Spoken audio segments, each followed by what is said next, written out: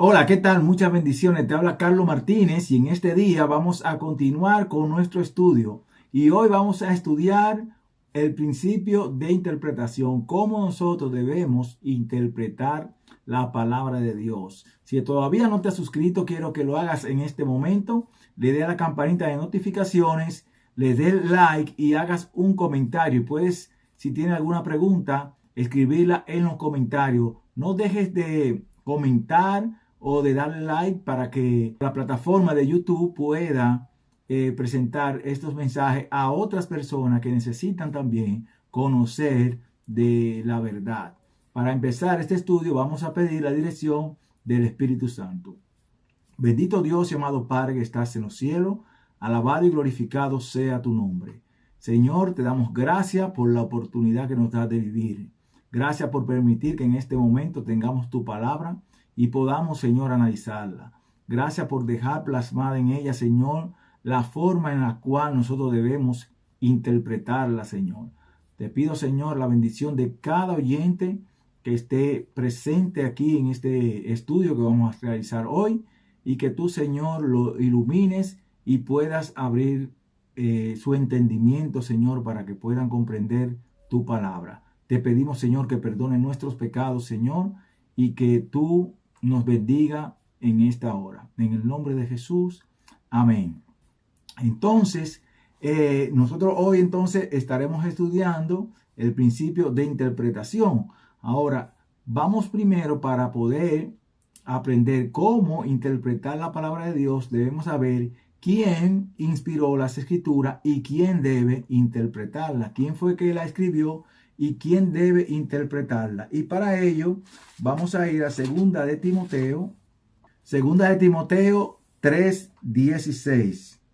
Dice, toda la escritura es inspirada por Dios y útil para enseñar, para redarguir, para corregir, para instruir en justicia.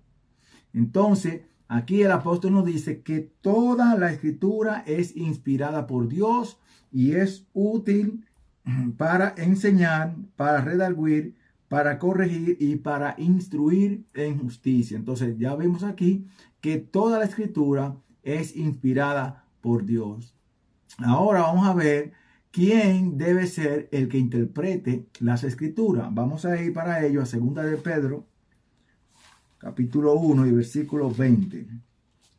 Segunda de Pedro, capítulo 1 y el versículo 20 dice, pero ante todo entended que ninguna profecía de las escrituras es de interpretación privada, porque nunca la profecía fue traída por voluntad humana, sino que los santos hombres de Dios hablaron siendo inspirados por el Espíritu Santo. Entonces vemos que el Espíritu Santo es quien inspiró las escrituras, pero también dice aquí que lo que nosotros debemos entender es que la profecía de las escrituras no es de interpretación humana, no es de interpretación humana. Entonces, quien debe interpretar las Santas Escrituras es el Espíritu Santo, quien utilizó hombres para inspirarlo, para escribir. Lo que quiere decir que entonces, mediante las Escrituras, nosotros debemos interpretar todos los pasajes mediante la misma escritura. No podemos interpretarla según nuestro pensamiento o según nuestra creencia. Entonces también vamos a ir a Génesis 48. Génesis 40, el versículo 8. Y vamos a ver qué nos dice aquí la palabra de Dios. Génesis 40 y el versículo 8 dice, ellos le dijeron, hemos tenido un sueño y no hay quien lo interprete. Y José le dijo, no son de Dios las interpretaciones, contádmelo ahora. José aquí, cuando estuvo en la cárcel, le dijo a estos que tuvieron sueños que el que interpreta es Dios. Dios es quien interpreta. Vamos a Daniel también, capítulo 2 y el versículo 28. Daniel 2, 28. Daniel 2 y el versículo 28 dice, pero hay un Dios en los cielos que revela los misterios y él ha hecho saber al rey Nabucodonosor lo que ha de acontecer en los últimos días. Estos son tus sueños y las visiones que has tenido en tu cama. También el profeta Daniel dice que Dios es quien revela los misterios. Entonces, hemos visto por las mismas escrituras que quien inspira la Biblia es Dios y Él es el que da la interpretación también de la misma. Ahora, ¿cuál debería ser el principio de interpretación que debemos usar para entender la Biblia y las profecías? Entonces, vamos a leer Juan capítulo 1, versículos 41 y 45. Dice, el versículo 41 dice, aquel encontró primero a su hermano Simón y le dijo, hemos encontrado al Mesías, que significa Cristo. El versículo 45 dice, Felipe encontró a Natanael y le dijo, hemos encontrado a aquel de quien escribieron Moisés en la ley y también los profetas, a Jesús, hijo de José de Nazaret. Entonces, una cosa que debemos tener en cuenta para la interpretación de la Biblia y de las profecías es que la Biblia nos da las características y las obras de quien ella quiere revelarnos. Si Dios nos quiere revelar algún personaje que va a aparecer en el futuro, Dios da en las escrituras las características de este personaje, habla de él. Por eso aquí vemos que dice que Felipe, cuando encuentra a Natanael, le dice, hemos encontrado a aquel de quien escribió Moisés en la ley y también los profetas, a Jesús. Y vimos que ellos ya se habían enterado de que habían encontrado al Mesías, que significa Cristo. También otra cosa que debemos tener en cuenta para la interpretación de la profecía y para entender la Biblia es el capítulo que hemos visto en Isaías, capítulo 28, ya lo hemos visto en otros estudios. Isaías 28, el versículo 10, que nos dice, porque mandamiento tras mandamiento, mandato sobre mandato, renglón tras renglón, línea tras línea, un poquito aquí, un poquito allá. Ese es otro de los principios que debemos tener en cuenta para poder entender las profecías. Debemos escudriñar las escrituras aquí y allá, un poquito aquí, un poquito allá, para nosotros poder entender a qué se está refiriendo en el lenguaje que Dios lo ha transmitido a través de su profeta. No podemos añadir lo que no dice, solo debemos dejar que la Biblia nos dé la respuesta. Ahora, ¿qué pasa cuando interpretamos la palabra de Dios a nuestra manera? ¿Qué pasa cuando interpretamos la palabra de Dios a nuestra manera y no dejamos que ella misma sea su intérprete? Vamos a ir al libro de Hechos, y vamos a leer en el capítulo 13, Hechos 13, el versículo 27. Hechos 13, el versículo 27 dice, porque los habitantes de Jerusalén y sus gobernantes que no conocían a Jesús ni las palabras de los profetas que se leen todos los sábados, la cumplieron al condenarlo.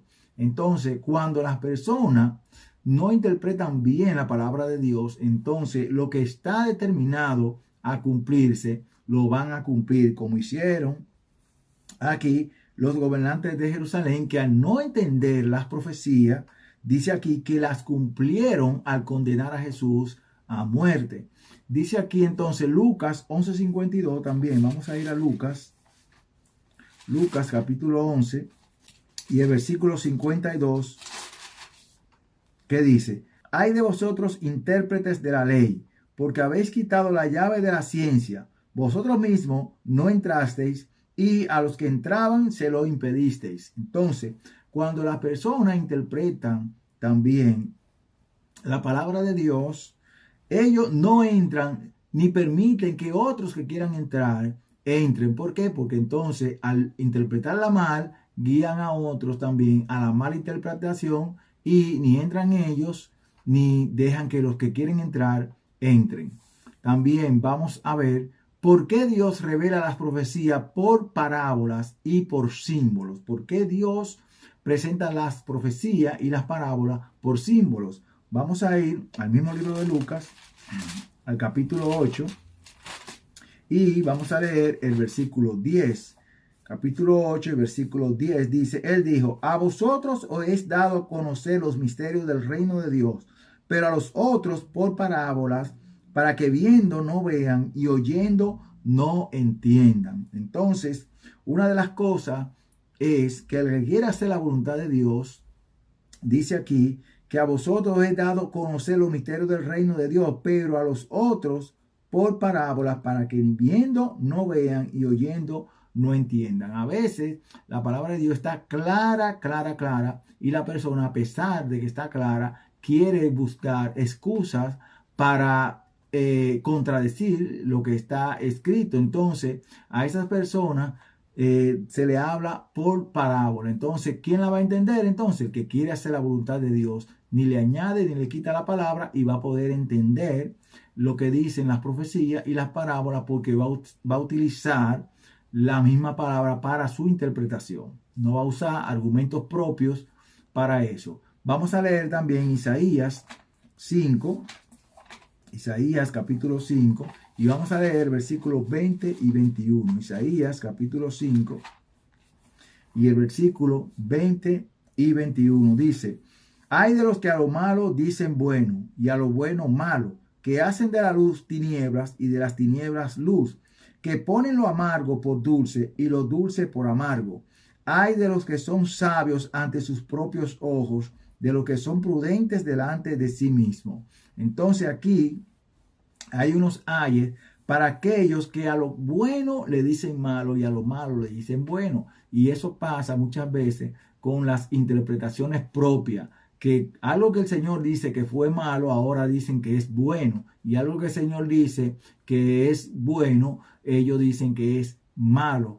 Y esas son de las cosas por la cual Dios a esas personas que a lo bueno le llaman malo y a lo malo le llaman bueno, Dios le habla por parábolas para que no entiendan, y viendo no vean. Dice ahora, ¿cómo saber cuando el tiempo o las fechas son simbólicas? ¿Cómo nosotros podemos identificar cuando en las profecías específicamente, los tiempos o las fechas son simbólicas? Bueno, podemos darnos cuenta por el lenguaje en que escribe el profeta. Si la información es una profecía, cuando menciona años, estos son literales. Un ejemplo nosotros encontramos en la profecía de Jeremías 25:11, dice que son 70 años. Aquí está hablando entonces en un tiempo literal, la fecha es literal. Vamos a ver Jeremías 25:11, donde aquí el profeta dice esto. Dice, toda esta tierra será convertida en ruinas y en espanto, y servirán estas naciones al rey de Babilonia durante 70 años. Entonces, en la profecía, cuando dice son 70 años, ahí tomamos esos años literalmente. Ahora vamos a ver Daniel 9:2 para que nosotros podamos entender que Daniel entendía este principio de la profecía. Dice aquí Daniel 9:2, en el primer año de su reinado, yo Daniel miré atentamente en los libros el número de los años de que habló Jehová al profeta Jeremías, en los que había de cumplirse las desolaciones de Jerusalén 70 años. Entonces, ahora cuando las profecías se mencionan las palabras días, semanas, meses, tiempos, se refiere a un lenguaje simbólico. Entonces, aquí debemos utilizar entonces el método que Dios indicó que usaran en Números. Vamos a ir a Números 14:34. Cuando usted ve una profecía que menciona entonces días, semanas, meses, tiempos, ahí entonces el lenguaje es simbólico. Pero cuando utiliza la palabra años, la palabra es literal. Pero cuando mencionan días, meses, así, entonces ahí es el número es simbólico. Vamos a ir entonces, número 14:34, para que nosotros veamos entonces cómo nosotros debemos interpretar estos días, esta semana, estos meses, como Dios lo ha indicado en su palabra. número 14, versículo 34, nos dice: conforme al número de los días, de los 40 días que empleasteis en reconocer la tierra, cargaréis con vuestras iniquidades 40 años, un año por cada día. Así conoceréis mi castigo. También Ezequiel 4:6 nos menciona algo. Aquí en número nosotros vimos, habló de días. Ahora vamos a ver Ezequiel capítulo 4, Ezequiel 4, versículo 6. Dice: cumplidos estos, te acostará por segunda vez ahora sobre tu lado derecho, y llevarás la maldad de la casa de Judá 40 días, día por año te lo he dado. Levítico 25:8. Vamos a ver Levítico 25:8, cómo nos presenta a nosotros el lenguaje simbólico de cuando habla de semana. Levítico 25 y el versículo 8 nos dice: contarás 7 semanas de año, 7 veces 7 años, de modo que los días de las 7 semanas de años vendrán a sumar 49 años. Entonces el Señor es que nos da cómo debemos interpretar la profecía cuando nos dice días, cuando nos dice año. En el lenguaje profético, si nos dice días, semanas, si dice meses, si dice tiempo, entonces ahí debemos interpretarla simbólicamente. Pero cuando utilizan la palabra año, debemos utilizarla literalmente. Vamos a ir también, vamos a ver también por qué Daniel se preocupó al escuchar la profecía de la purificación del santuario en el capítulo 8, versículo 14. Vamos a ver este ejemplo. Daniel se sorprendió. Vamos a ver. Daniel capítulo 8, versículo 14. Daniel 8, 14. Vamos a ver este ejemplo. Dice aquí: y él dijo, hasta 2300 tardes y mañana, luego el santuario será purificado. Aquí nosotros vemos que en esta profecía no se menciona la palabra años. Entonces se menciona hasta 2300 tardes y mañana. Y ya vemos en el libro de Génesis que el Señor dice: fue la tarde y la mañana el primer día. Lo que quiere decir que una tarde y una mañana es un día. Entonces aquí vemos que este lenguaje entonces es simbólico porque se está utilizando la palabra de días, no se está utilizando la palabra de años. Entonces, como Daniel conocía el principio de interpretación que Dios había dado en los versículos que leímos anteriores, en número 14:34, Ezequiel 4:6 y el Levítico 25:8, nosotros podemos encontrar que en la oración que Daniel hace, en el capítulo 9, es porque él no entendió esa profecía de 2300 tardes y mañana. Entonces, como Daniel conocía el principio de días por año, encontró que había algo que no cuadraba con la profecía de Jeremías, porque a Jeremías le dijo que eran 70 años para edificar, ¿verdad?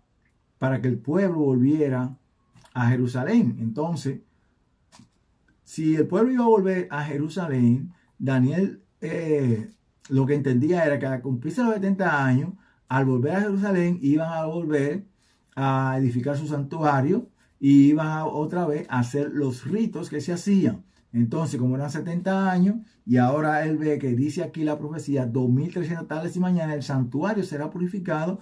Él dijo, bueno, 2300 tardes y mañana serían 2300 años, pero él dijo en Jeremías que eran 70 años. Entonces, eso le preocupó a él. Y en el capítulo 9 nosotros vemos que él hace una oración para poder entender esta profecía. Entonces, por eso pidió en oración a Dios entendimiento para entenderla. Entonces, por eso el ángel le muestra una parte de esta profecía y le muestra entonces la profecía de las 70 semanas. Y entonces aquí en esta profecía de las 70 semanas, nosotros vemos que debemos calcularla según el principio días por año. Como leímos en Levítico 25:8, una semana de años. Entonces, que debía cumplirse primero para que el santuario pueda ser purificado por el Mesías. ¿Por qué? Le da las 70 semanas para que vea cuándo se iba a cumplir la venida del Mesías, porque el Mesías es entonces que tenía que purificar el santuario. Ahora, quien después de ascender al cielo sería el ministro del santuario celestial, como dice el libro de Hebreo, capítulo 8, 1 y 2. Ahora, ¿cómo debemos interpretar y hacer los cálculos proféticos? ¿Cómo nosotros debemos hacerlo? Bueno, debemos convertir las semanas, los meses y los tiempos a días y llevarlos a años. Ejemplo, las 70 semanas son semanas de año. Entonces, una semana son 7 días, o sea que son 7 años. Y así hasta las 70 semanas, que son entonces 490 años. Otro ejemplo, en Daniel 7:25 encontramos la expresión que dice, Daniel 7:25, vamos a ir allá, dice, hablará palabras contra el Altísimo, a los santos del Altísimo quebrantará y pensará en cambiar los tiempos y la ley, y serán entregados en sus manos hasta tiempo, tiempos y medio tiempos. Entonces, cuando utiliza estas palabras, hasta tiempo, tiempo y medio tiempo, no se está utilizando la palabra año. Como no se utiliza la palabra año, entonces debemos entenderla que es en un sentido simbólico en la cual se está diciendo aquí. Entonces, tiempos representa un año, tiempos en plural representan 2 años y medio tiempo representan 6 meses. Lo que sería entonces esta profecía 3 años y medio. Y como aquí vemos que el lenguaje es simbólico, porque utiliza la palabra tiempo y no año, entonces aplicamos el método de Dios y convertimos este tiempo en días y nos va a dar 1260 días, que serían 1260 años. Otro ejemplo, según en Apocalipsis 13:5, vamos a ir a Apocalipsis, capítulo 13. Apocalipsis, capítulo 13, y vamos a leer el versículo 5, dice, también se le dio boca que hablaba arrogancia y blasfemia, y se le dio autoridad para actuar por 42 meses. Aquí, como utiliza la palabra meses, nos damos cuenta entonces que está hablando en un lenguaje simbólico, no en un lenguaje literal. Entonces, estos 42 meses, ¿qué debemos hacer? Vamos a utilizar también la misma que dijo Dios. Entonces, aquí vamos a utilizar, vamos a convertir los 42 meses en días y nos va a dar 1260 días otra vez. Entonces, ¿qué sería entonces 1260 años? Lo que nos está diciendo aquí es, en el lenguaje simbólico, cuando utilizan meses, semanas, días y tiempo, es un lenguaje simbólico. Solamente podemos tomarlo en un lenguaje literal cuando menciona años. Solamente si usted ve que usted lee y dice tantos años, entonces es literal. Pero si no menciona la palabra año y menciona la palabra días, meses, semanas, tiempo, entonces el lenguaje es simbólico. Ahora, ¿cómo saber cuántos días tiene el mes bíblico para hacer el cálculo? Nosotros usamos el calendario gregoriano, pero la Biblia no utiliza este calendario. Entonces nosotros debemos saber cuántos días tienen los meses en la Biblia. Vamos a ver, cuando dice 42 meses, entonces, ¿cómo nosotros calculamos 42 meses? No podemos calcularlo mediante el calendario gregoriano porque la Biblia no se hizo con este calendario. Vamos a ver qué nos dice la misma Biblia de cuántos días tiene un mes. Vamos a ir al libro de Génesis. Vamos al libro de Génesis y vamos a ir al capítulo 7. Génesis 7. Y aquí vamos a encontrar esos datos. Génesis 7, versículo 11 dice: aquel día del año 600 de la vida de Noé, en el mes segundo, a los 17 días del mes, fueron rotas todas las fuentes del gran abismo y abiertas las cataratas de los cielos. Entonces, en Génesis 7:11 nos dice que en el año 600 de la vida de Noé, en el mes segundo, a los 17 días. Entonces, en el mes segundo, a los 17 días. Ahora vamos a ir a Génesis 8, el versículo 3 y 4. Nos dice: Las aguas decrecían gradualmente sobre la tierra y se retiraron las aguas al cabo de 150 días. Dice aquí que entonces las aguas decrecían gradualmente sobre la tierra y se retiraron las aguas al cabo de 150 días. Entonces el versículo 4 dice, reposó el arca en el mes séptimo a los 17 días del mes.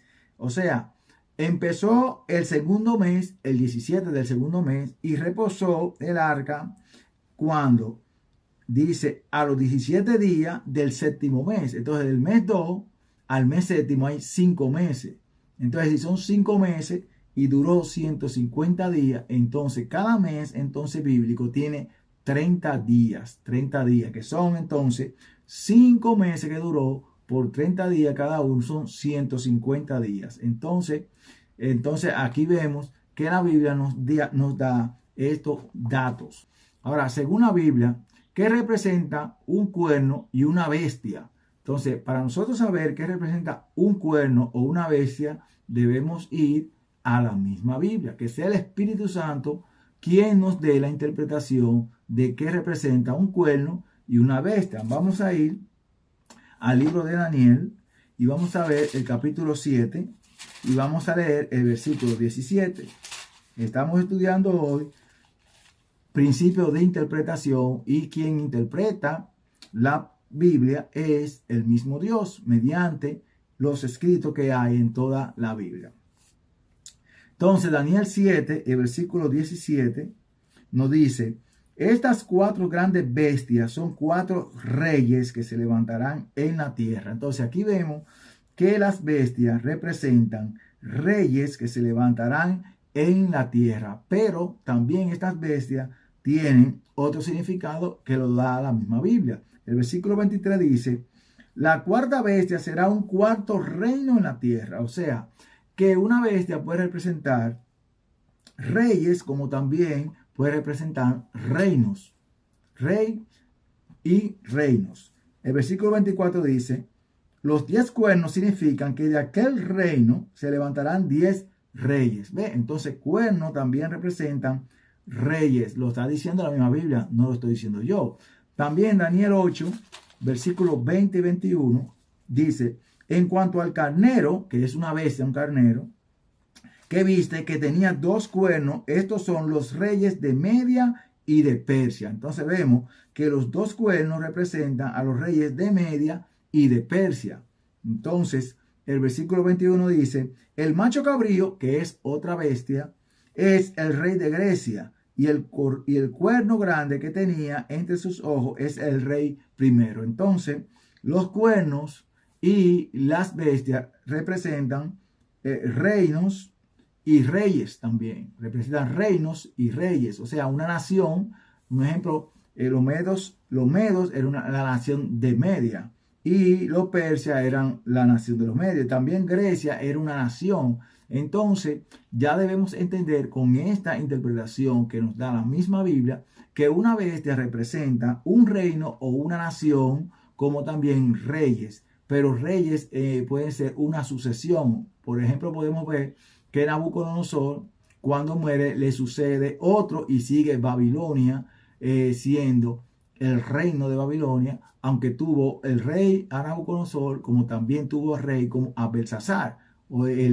También podemos ver que la sucesión de reyes no implica un cambio de nación. No cambia un cambio de nación. Cuando un rey muere en una nación, le sustituye otro rey. Por eso debemos utilizar la palabra bestia y cuernos como más específico, una nación o un reino. Una nación o un reino.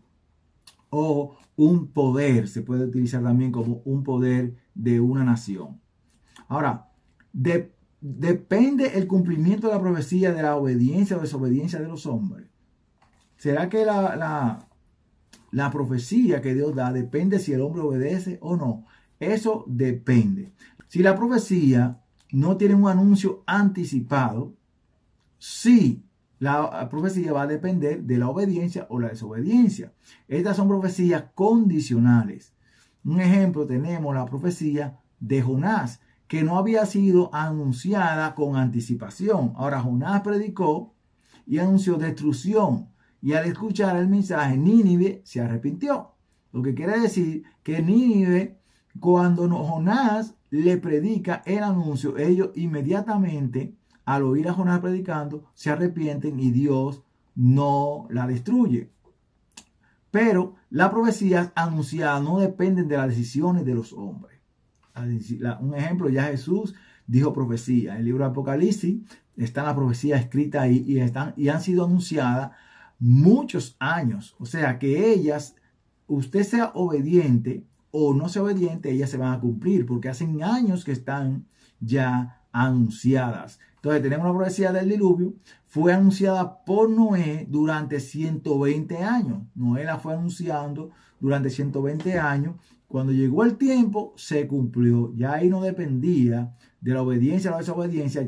Esa profecía de que vendría un diluvio fue anunciada por Noé durante 120 años y como fue anunciada durante mucho tiempo, llegó su tiempo y se cumplió. También tenemos la profecía del Mesías, que fue anunciada su muerte desde el Génesis y a través de la historia de los profetas.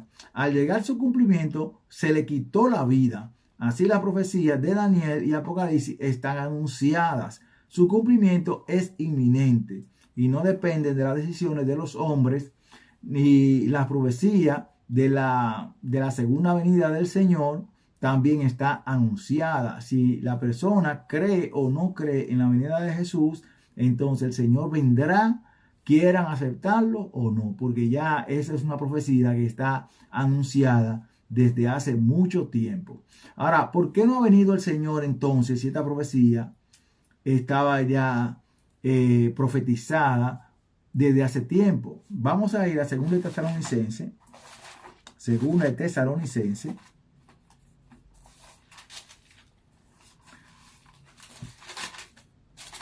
Según de Tesalonicenses, vamos a leer el capítulo 2, 1 y 3. Según de Tesalonicenses, capítulo 2, del versículo del 1 al 3, dice: con respecto a la venida de nuestro Señor Jesucristo y nuestra reunión con Él, os rogamos, hermanos, que no os dejéis mover fácilmente de vuestro modo de pensar, ni os conturbéis ni por espíritu, ni por palabra, ni por carta como si fuera nuestra, en el sentido de que el día del Señor está cerca. Nadie os engañe de ninguna manera, pues no vendrá sin que antes venga la apostasía y se manifieste el hombre de pecado, el hijo de perdición. Entonces, quiere decir que el Señor Jesucristo no ha venido porque se tiene que manifestar, como dice el apóstol Pablo aquí, Él no va a venir sin que se manifieste el hombre de pecado. Dice que no os dejéis mover fácilmente de vuestro modo de pensar, ni os conturbéis, ni por espíritu, ni por palabra, ni por carta como si fuera nuestra, en el sentido de que el día del Señor está cerca.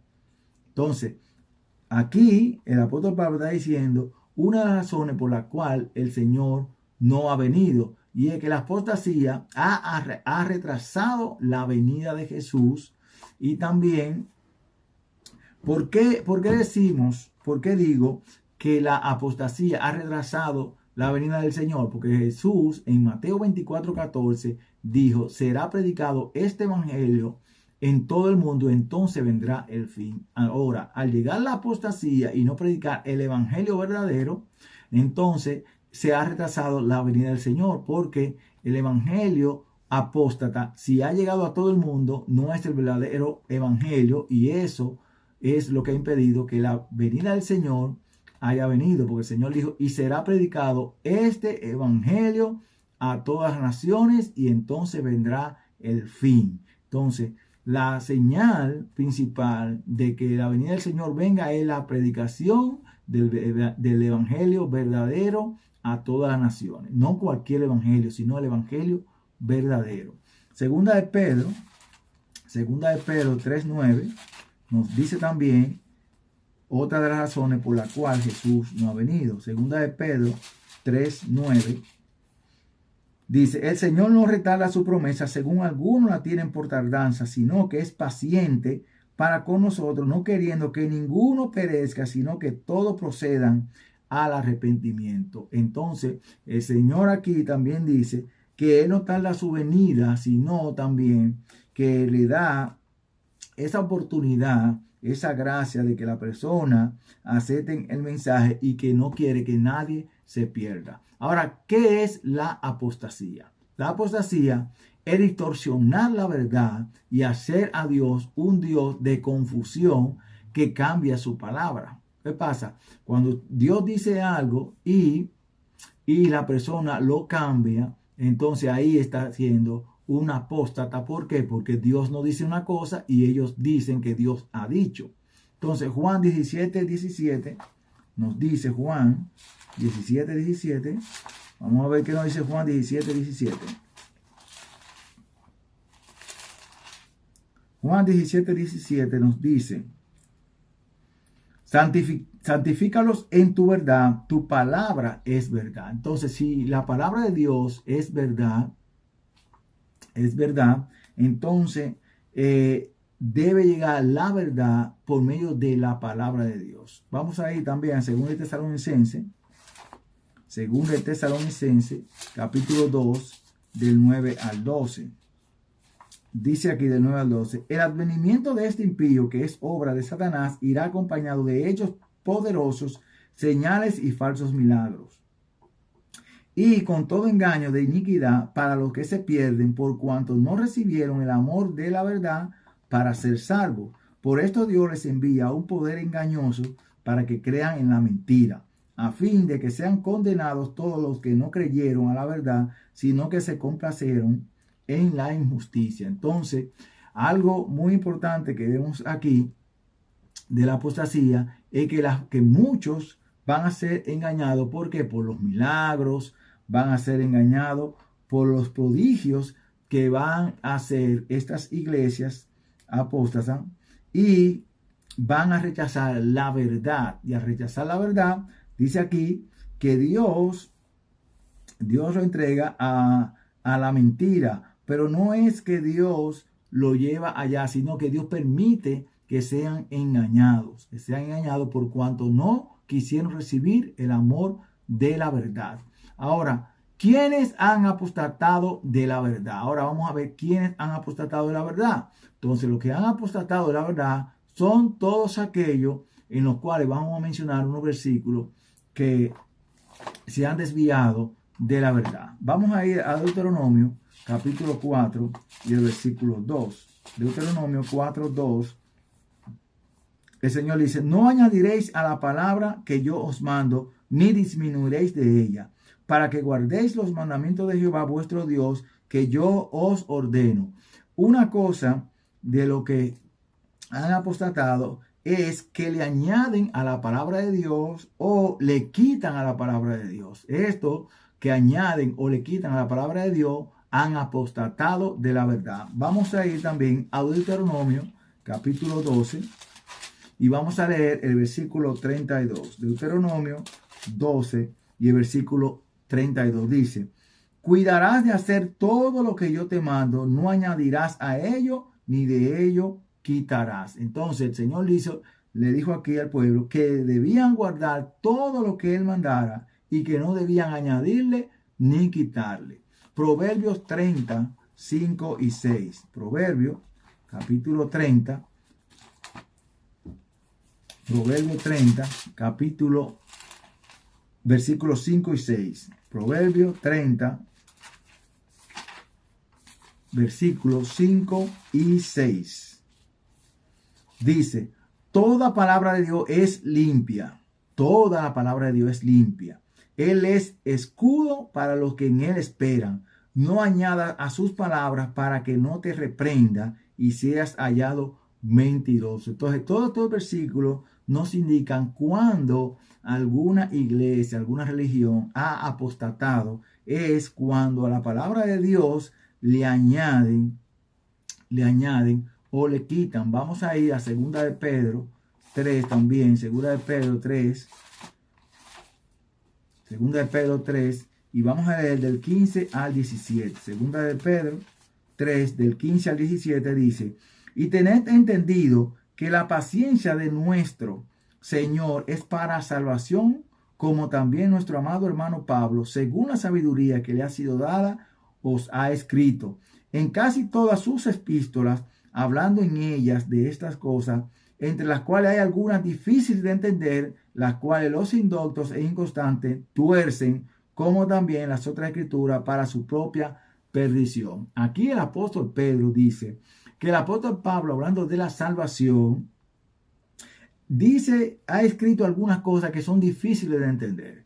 Y cuando es difícil de entender, entonces la persona dice aquí que los indoctos las tuercen para su propia perdición, así como las otras escrituras. Entonces está hablando de que los escritos del apóstol Pablo, ellos lo tuercen igual que las escrituras del Antiguo Testamento, porque aquí dice como también las otras escrituras. Y cuando estos escritores bíblicos hablan de las escrituras, está hablando del Antiguo Testamento. Entonces los indoctos hacen, tuercen lo que Pablo dice para contradecir las escrituras. Entonces estos son aquellos que han apostatado. Son esos los que han apostatado de la verdad cuando hacen que la Biblia se contradiga. Entonces la Biblia ya dice una cosa, pero no, aquí hay otra cosa. Entonces lo que hacen es torcer la palabra para su propia perdición. Ahora, ¿cómo fue escrito el libro de Apocalipsis? ¿Cómo fue escrito el libro de Apocalipsis? Yo busqué en otras versiones. Yo voy a leer la Reina Valera que tengo aquí, Reina Valera 1960, y voy a leer Apocalipsis 1, y voy a leer el versículo 1. Apocalipsis 1, el versículo 1 dice: la revelación de Jesucristo que Dios le dio para manifestar a su siervo las cosas que deben suceder pronto. La declaró enviándola por medio de su ángel a su siervo Juan. Aquí nosotros no vemos que hay alguna información de un símbolo. Pero si vamos a leer ahora Biblia hispanoamericana traducida internacional, dice aquí: esta es la revelación que Dios confió a Jesucristo en relación con los inminentes sucesos que era preciso poner en conocimiento de sus servidores. El ángel enviado por el Señor se la comunicó por medio de signos a Juan, su servidor. Entonces, en esta Biblia no me dice, en la Reina Valera 1960, no me especifica que el libro de Apocalipsis fue revelado por medio de signos. No me dice esta traducción, pero la Biblia hispanoamericana sí me dice que fue enviada por el Señor y se la comunicó por medio de signos. O sea que el libro de Apocalipsis está con signos, mediante signos. Por eso que nosotros encontramos bestias en el libro de Apocalipsis y encontramos mujeres, encontramos dragón, porque son signos. También voy a leer en la Biblia del Jubileo, Apocalipsis 1. Dice: la revelación de Jesucristo que Dios le dio para manifestar a sus esclavos las cosas que conviene que sean hechas presto. Y envió y las indicó por señales por su ángel a Juan, su esclavo. Entonces aquí vemos en tres traducciones que es diferente el lenguaje. En la Reina Valera no me dice que fue enviada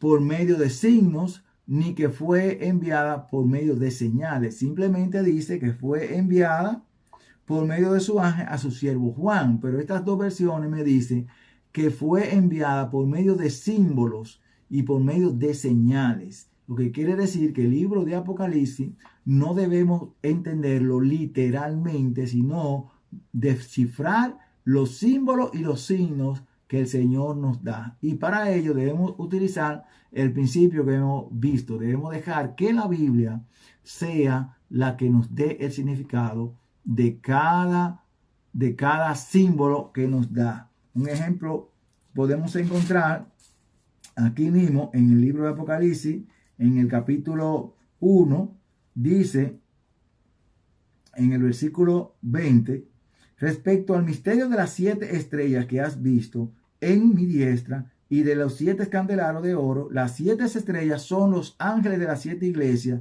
y los 7 candelabros que has visto son las 7 iglesias.